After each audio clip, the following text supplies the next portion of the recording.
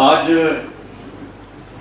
मेरे लिए भी ये पहला अनुभव है कि इतने सारे कलाकार बैठे हैं और एक छोटी सी बात याद आ गई। मैं जब बैठा बैठा सोच रहा था तो सभी लोग सभी सोचते होंगे मतलब कि वहां जाऊंगा तो क्या बोलूंगा, वो मिलेगा तो क्या कहूंगा। भूमिका तो बनाते होंगे ना सभी, तो मैं भी ऐसी भूमिका बना रहा था। तो मुझे बैठा बैठा ऐसा लग रहा था कि ये सुना दूं, वो सुना दूं। तो मुझे फिर एक बात याद आई। हमारे पास के गांव में एक बार चेचक की बीमारी आई और उस समय उस चेचक की बीमारी से बहुत से लोगों की आंखें चली गई। बच्चे जो थे, एक आंख लगभग खराब हो गई, एक की दोनों भी खराब हुई, लेकिन एक तो बहुत लोगों की हो गई।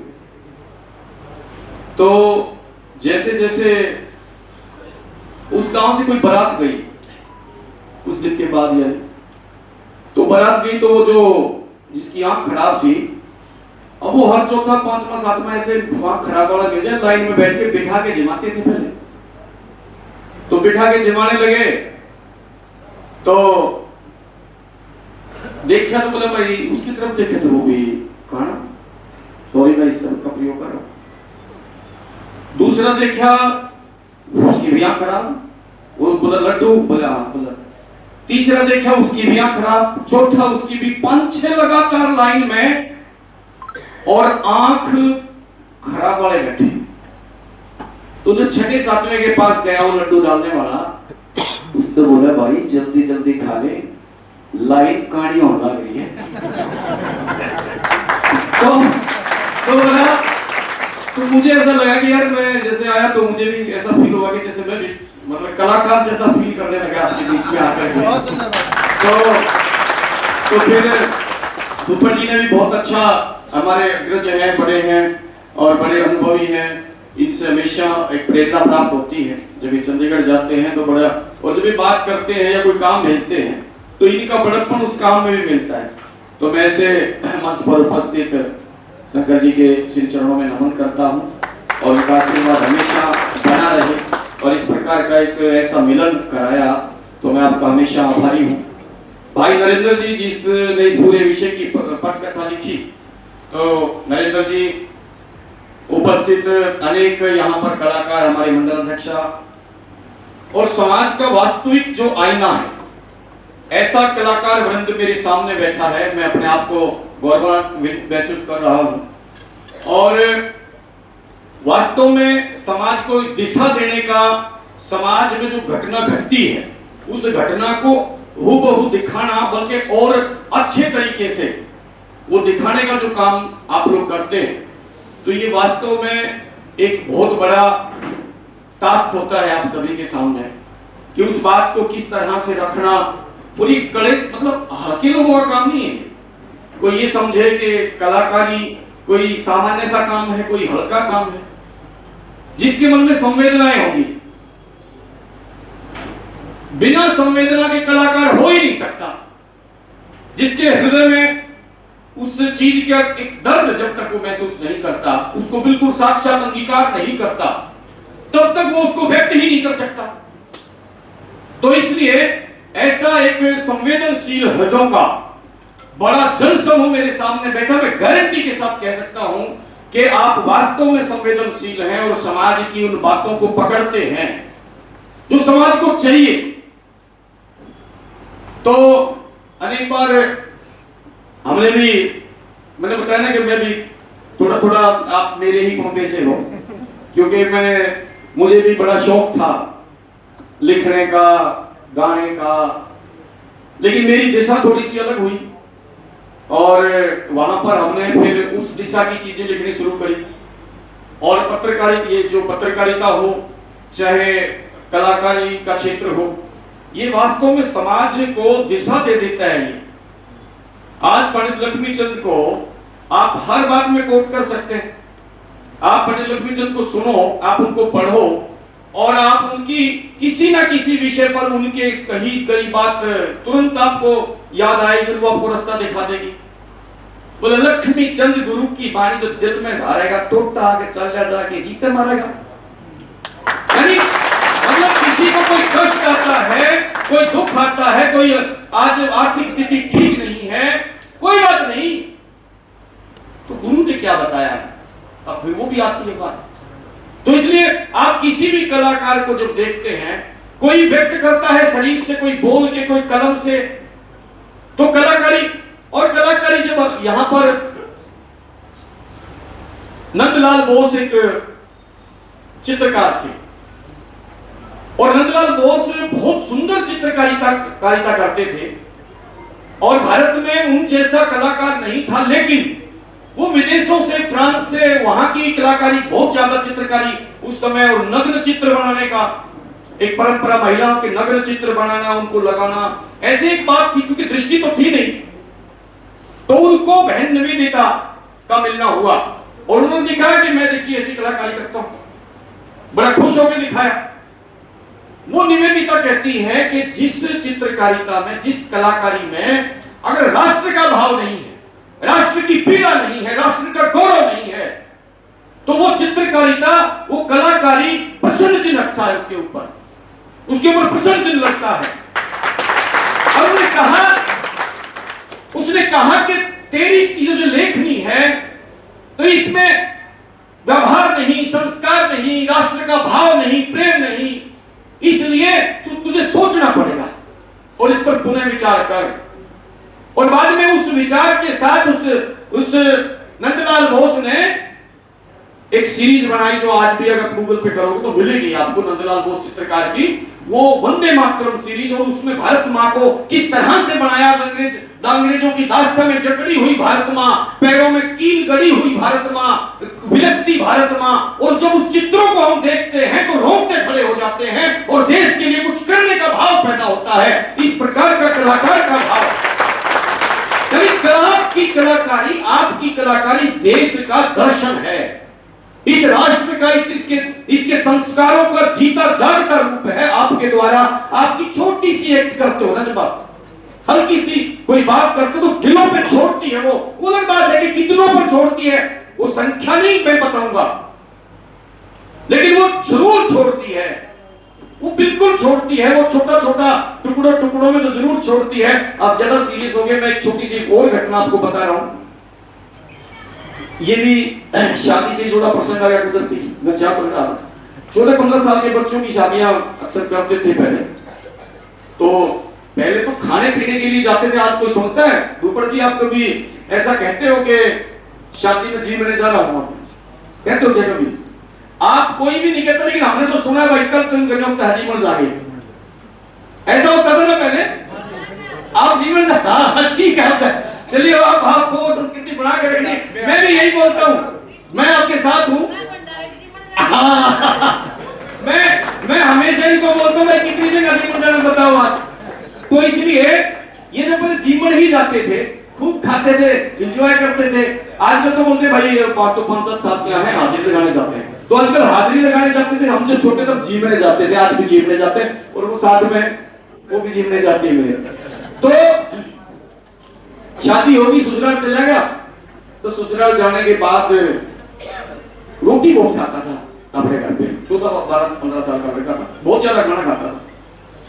उसकी माँ बोली, देख तेरी शादी हो गई है और अपने ससुराल जाएगा बहू को लेने, तो ज्यादा रोटी नहीं खानी, ज्यादा रोटी नहीं खानी, नहीं तो सारी जिंदगी तेरा नाम निकाल देंगे। तेरी साली कही है। बोला ठीक है। तो बोले कि बैठ गया खाना खाने, तो बोला माँ फिर कितनी खाऊं? उसने पूछा अपनी माँ से। बोली 2 रोटी खानी। बोले 2 मतलब मर जाऊंगा, 3 दिन रुकना मैंने वहां। तो ठीक है, 4 से ज्यादा नहीं खानी, 4 रोटी खानी, उसके बाद रोटी नहीं लेनी। बोली ठीक है, बिठा दिया।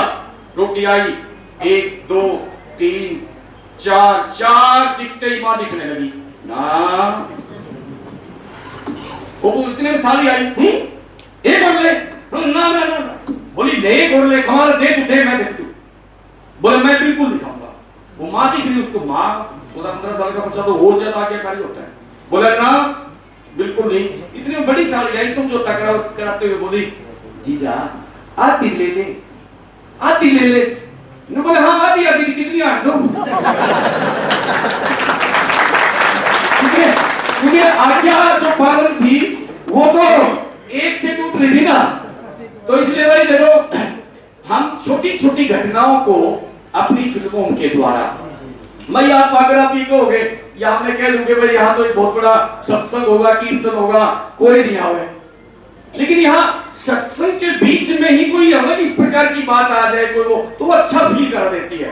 तो फिल्मों के द्वारा आप जो कोई पिक्चर बनाते हो तो आप कोई ऐसा सीन बना सकते हैं क्या, कोई ऐसा सीन क्रिएट कर सकते हैं क्या कि मैं प्लास्टिक के गिलास में पानी नहीं पीता, मैं प्लास्टिक के गिलास में पानी नहीं पीऊंगा। आप कोई भी कंटेंट आपका है, कुछ भी आप बोल रहे हो, हमें कोई दिक्कत नहीं, आप करो हंसी मजाक कुछ करो आप, क्योंकि जो समाज में, मैं एक बार और बात का आपका पक्ष लेता हूं और आपको बताने की कोशिश करूंगा। क्या होता है कि पहले गीतों को आजकल कुछ लोग बोलते हैं कि फुकड़पंथी बढ़ गई है या बिल्कुल एकदम निचले स्तर पे हम लोग चले गए हैं, तो उसका उद्देश्य, उसकी बात, उसका एक एक्सक्यूज है मैं जो दे रहा हूं कि फुकड़पंथी नहीं बढ़ी, गीत तो हमेशा से एक जैसे ही थे, हर प्रकार के हर क्लास के गीत होते थे, लेकिन हम जब उसको मंचन उसका गलत मंच पे कर देते हैं, जब उसमें फुकड़पंथी दिखती है। जैसे एग्जांपल खोड़िया के गीत हैं, अगर उनको यहां इस मंच से गाओगे तो वो फुकड़पंथी है। गीत का एलिमेंट तो है, वो तो अपने दोस्तों में गाओगे तो अलग गीत होंगे, जब परिवार में गाओगे तो अलग गीत होंगे, यहां पर गाओगे तो अलग गीत होंगे। तो आपका कोई भी कंटेंट है, लेकिन उसका जो मंचन है, उस मंचन के अंदर अगर हम कोई इस प्रकार की कोई बात बोल दें, इस प्रकार की कोई छोटा सा एक हल्का सा संदेश दे दें, और वो कौन सा संदेश दे दें कि मैं पानी बचाऊंगा, पानी वेस्ट नहीं होने दूंगा, तो ये छोटी सी बात आप कहे तो आपकी जो बात है वो तो पूरी है। जैसे उदाहरण के लिए एक फिल्म देखी और वो आपने सुना भी होगा और आप कभी देखोगे गौर करके, संबंध विच्छेद होता है, किसी का तलाक होता है पति पत्नी का, और जब वो झगड़ रहे थे तो उनके पीछे राम की और सीता की फोटो लगी हुई थी, यानी वो था तो नेगेटिव, लेकिन उसने वो दिखा दिया, यानी उससे उसको कनेक्ट, यानी आप कोई ऐसी घटना का वर्णन जब उसमें करें तो थोड़ा सा इस प्रकार से दिखा दें कि ये चीज वहां कनेक्ट हो रही है, तो फिर आपका जो समाज में, क्योंकि आप कलाकार के साथ साथ नागरिक भी तो हैं, और नागरिकों का कुछ कर्तव्य भी तो है, उस नागरिक कर्तव्य के ऊपर भी तो आपका दृष्टिकोण होना चाहिए। तो इसलिए उस नागरिक कर्तव्य की पालना करते हुए, और हम अगर अपनी कलाकारी को और जब हम आगे लेके चलेंगे तो आपको देखना, आपके पास सब कुछ होगा, आपके अंदर जब आप लास्ट में वो सेटिस्फेक्शन भी होगा कि हमने इस सिस्टम के लिए, हमने सोसाइटी के लिए, समाज के लिए कुछ किया है, और वो एक अलग प्रकार की दिशा में वो लोग जब जाएगा। तो हम लोग जब कोई भी काम ऐसा करते हैं, यानी जब हम, तो दिमाग के अंदर वो चलता है, तो इसलिए दिमाग के अंदर ये समाज को, अपने आप को पहले तो जिम्मेवार नागरिक मानना पड़ेगा, क्योंकि जब आप कुछ करोगे तो एक तो आपके दिमाग में ये डाल दो कि हमारी कौन सुनेगा। अगर आप लोगों ने ये बात कह दी यार हमारी कौन सुनेगा, तो यानी फिर आप पर ही प्रश्न चिन्ह है, ठीक है ना। वो एक था ना, वो एक संस्कृत का एक श्लोक है कि कोई भी वनस्पति ऐसी नहीं है कि जिससे कोई औषधि ना बने, कोई भी अक्षर ऐसा नहीं है कि जिससे जो किसी मंत्र में काम ना आए, और कोई भी व्यक्ति ऐसा नहीं है कि जिसका कोई उपयोग ना हो इस धरा पर। बस आपने तो वो विचार पैदा करना है और एक ऐसा योजक बनना है कि उसका आप उपयोग कर सके, और जब वो उपयोग आप करोगे और वो जब समाज को काम आएगा तो वास्तव में फिर आपको लगेगा कि हाँ हमने देश और समाज के लिए कुछ किया है। इसलिए मैं एक, यहां जब हम लोग एक लड़ाई लड़ते थे किसानों की, तो किसानों के अंदर जब हम जाते थे तो वहां पर अनेक प्रकार की बातें दिमाग में चलती थी, और 24 घंटे जब आप लोग भी जब भी काम करते हैं, तो हमने एक रागनी लिखी उस टाइम पे, एक कविता लिखी, मैं आपको सुना रहा हूं। वो इसलिए लिखी गई क्योंकि जब आप उसमें डूबते हो, जब भी आप अपनी कलाकारी के क्षेत्र में डूबते हो, उसको तप तपस्या के नाम से जैसे तप करते हैं, इस प्रकार से करते हैं, तो फिर उसके अच्छे रिजल्ट आते हैं। तो मैंने कविता लिखी, भाई अपनी बोली बोल किसान और अपना ने तू ले पिछाड़, और तने छड़ियां घूम रहे से कद तैरेगा तू नादान। अपनी बोली बोल किसान, अपना ने तू ले पिछाड़, तने छड़ियां घूम रहे से कद तैरेगा तू नादान। अपनी बोली बोल किसान, सर्दी गर्मी खेत कमाना, खेती अपनी भाव पेराना, और फिर पीछे तई हाथ फैलाना, कटगी दुनिया उम्र तमाम। अपनी बोली बोल किसान, अपना ने तू ले पहचान। महंगी होगी खेता की बाही, या जीने का दे बीज खाद दवाई, और मिलता ना भा जा फसल बगाई, मजबूरी खेती का नाम। अपनी बोली बोल किसान, ये नेता घोड़ा तने बनाते, पीठ पे बैठ के ऐड लगाते, और तेरे कारण सत्ता पाते, तेरी जिंदगी रहेगी न्यूए पिरान। अपनी बोली बोल किसान, अपना ने तू ले पिछाड़। और अंतिम पंक्ति है कि अन्न फल और दूध के दाता, तू खेता में जीवन उपजाता, इस जिया चून की भूख मिटाता, और करता तने में परिणाम। अपनी बोली बोल किसान, अपना ने तू ले पहचान, तने छड़ियां घूम रहे से कद तैरेगा तू नादान। अपनी, इसलिए हर फील्ड में वो अपनी जब तक आप बोली नहीं बोलोगे और दूसरों की थोपी हुई या दूसरों की छोटी हुई आप बोलोगे, तो आपका जो गुण है वो दब जाएगा। इसलिए आपको क्या करना चाहिए, और कई बार इस प्रकार के भाव से भी आप ग्रस्त ना हो कि ये कर दिया तो ये नहीं होगा, वो भाव ये कहते हैं हम करेंगे तो होगा। कोई फिल्म का सीन था और वो राजकुमार जो था उसने तिरंगा फिल्म के अंदर सिगार फेंक करके और ब्लास्ट हो जाता है, तो उसने कहा किसी ने कि सिगार फेंक दिया और ब्लास्ट हो गया, ये सीन जमा नहीं। बोले राजकुमार का सिगार है, तू फेंक कर देख, तू फेंक चला इस सीन को, और वो सीन चला, वो तिरंगा फिल्म हिट हुई कि नहीं हुई। इसलिए कहना चाहिए कि भाई आप लोग जो काम करने वाले हो, यानी जो मैं करने वाला हूं, अपनी छाती का हाथ लगा कर मैं करूंगा तो समझ में आ जाएगा। इसलिए इस भाव से दूर होकर के और हमने ये काम करना है। आप में से पत्रकार में बैठे क्या, यूट्यूबर पर यूट्यूब वाले वो हो गए, हाँ, तो मैंने तो इसलिए मैं ये कहता हूं कि आप सभी लोग अपनी अपनी विधा को और इसी प्रकार से पूरी दमदारी के साथ लगाएं, और अपनी संस्कृति के वाहक हैं आप सब। मैंने जो कहा ये सब भूल जाने वाला है, लेकिन आप जो कहते हो वो रिकॉर्ड रहता है।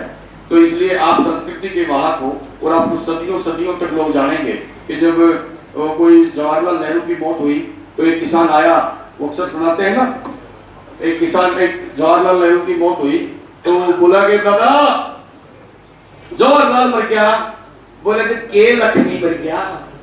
यानी लक्ष्मी चंद का जो गांव था क्रेज, वो कितना बड़ा था कि जवाहरलाल मर गया तो कोई बात ना कि लक्ष्मी चंद मर गया। यानी लक्ष्मी जैसा कलाकार गायक, वो भी तो गायक ही था, वो भी तो मंचन ही करता था। तो ऐसे करके आप भी अपने को इसी प्रकार से फील कराएं, और आपकी सभी बातों के अंदर राष्ट्र, देश, धर्म और अपनी संस्कृति को केंद्र बिंदु में रख करके फिर कुछ करो, ठीक है ना। तो इसी प्रकार से आदि आदि कितने बार दो, लेकिन माँ का जो वो है आज्ञा, उसकी पालना आप लोग करेंगे। इतनी बात कहकर के मैं अपनी बात को एक हिस्से को पूरा करता हूँ, आखिर हिस्सा बिल्कुल अंतिम सा है अंतिम ये है कि थोड़ी देर में ओएसडी भी बन जाता हूँ, मैं सरकार में ओएसडी मुख्यमंत्री जी। तो आप कोई क्षेत्र में किसी प्रकार का कोई सजेशन आपकी तरफ से अगर आता है तो आप भूपेंद्र जी को लिखवाना, इनसे डिस्कस करना और इनको अपना वकील भी बनाना कि भाई अगर सरकार ये कर दे तो ये हो जाए, उसमें स्टेट का ये फायदा होगा।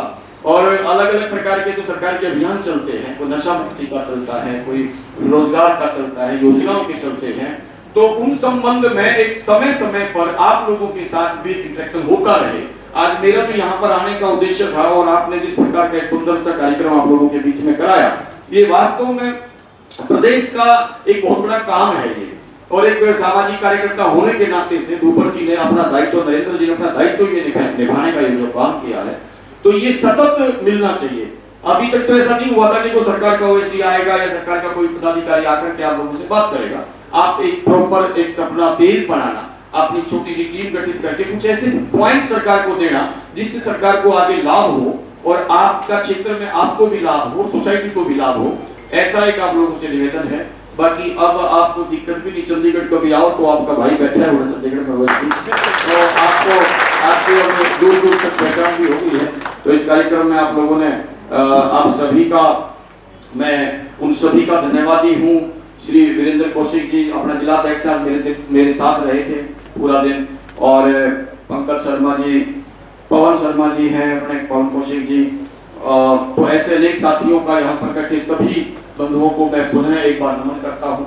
इसी प्रकार आपके उज्जवल भविष्य की कामना करता हूँ। आप स्वस्थ रहें, आप उत्साहित रहें और इसी प्रकार अपने देश का, अपने समाज का नाम आगे बढ़ाते रहें। इस देश को विश्व गुरु बनाना है, इसमें हम सब की भूमिका हो। इस देश को विकसित बनाना है, इसमें हम सब की भूमिका हो। इस देश को सर्वशक्तिशाली बनाना है, इसमें हम सब की भूमिका हो। इतनी बात कहकर के अपनी बात पूरी करता हूँ। भारत माता की जय, भारत माता की जय। धन्यवाद, बहुत बहुत धन्यवाद सर। आपने जैसा कि हम सभी यूट्यूबर्स को, सभी कलाकारों को ये कहा कि अपने